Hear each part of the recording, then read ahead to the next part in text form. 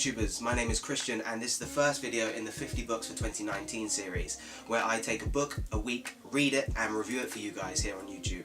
The first book we're going to be discussing is King, Warrior, Magician, Lover by Robert Moore and Douglas Gillette.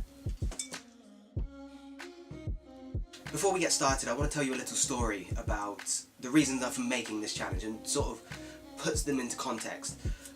I was at a student bar a couple months ago, and as I walked in, I went to the bar to order a drink, and I saw a young lady behind the counter, and I was quite excited to see that she was reading *Sapiens*.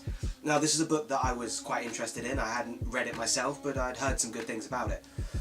And so I was excited to ask her what it was about, and what I found when I asked her was that she was not really able to communicate exactly what the message of the book was. She sort of stumbled around, sort of said, well, it's about history, it's about people, and I kind of came away not really knowing any more than I went in with.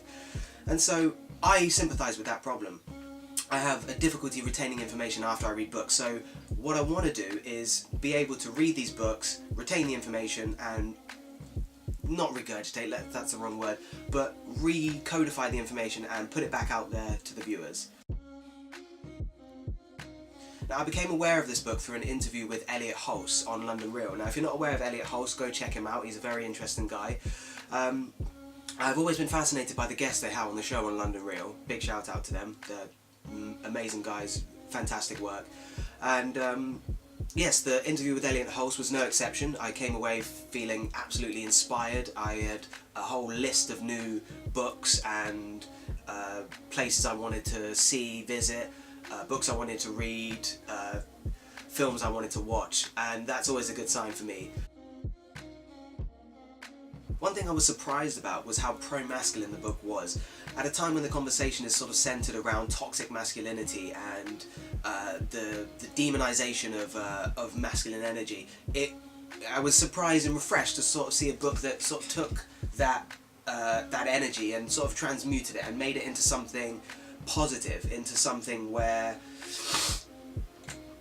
the masculine energy was no longer being seen as tyrannical or simply evil, but something that needed to be heeded and needed to be integrated within every man, boy, women as well, women and girls.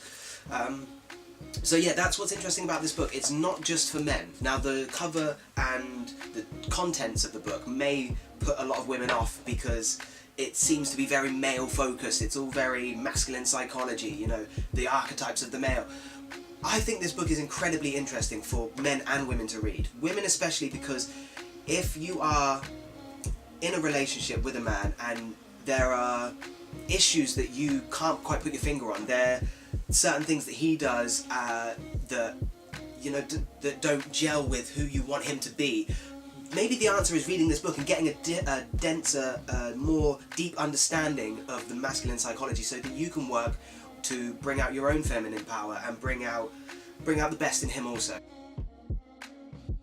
The main aim of this book is to address the fact that in the West there's not really any rites of initiation for young boys to become men.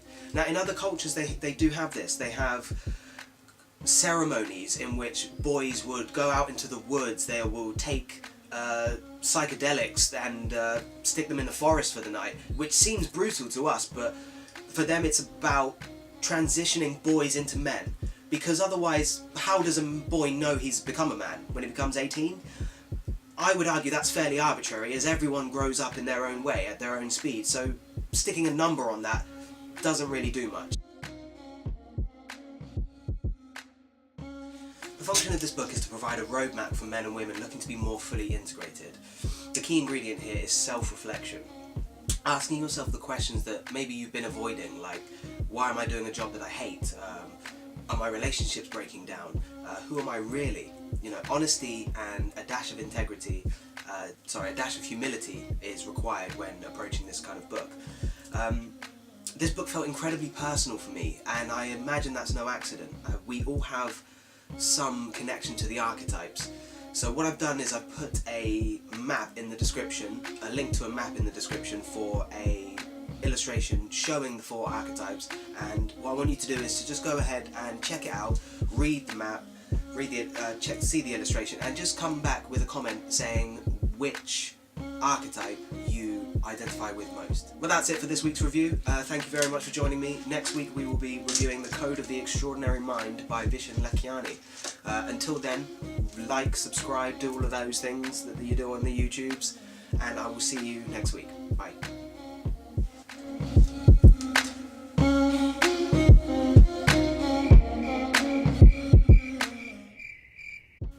Testing, testing, testing. This is a recording. Right, let's get cracking. Recording, recording, recording.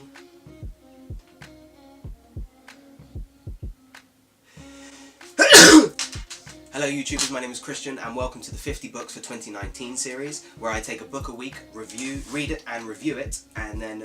Oh, okay, no.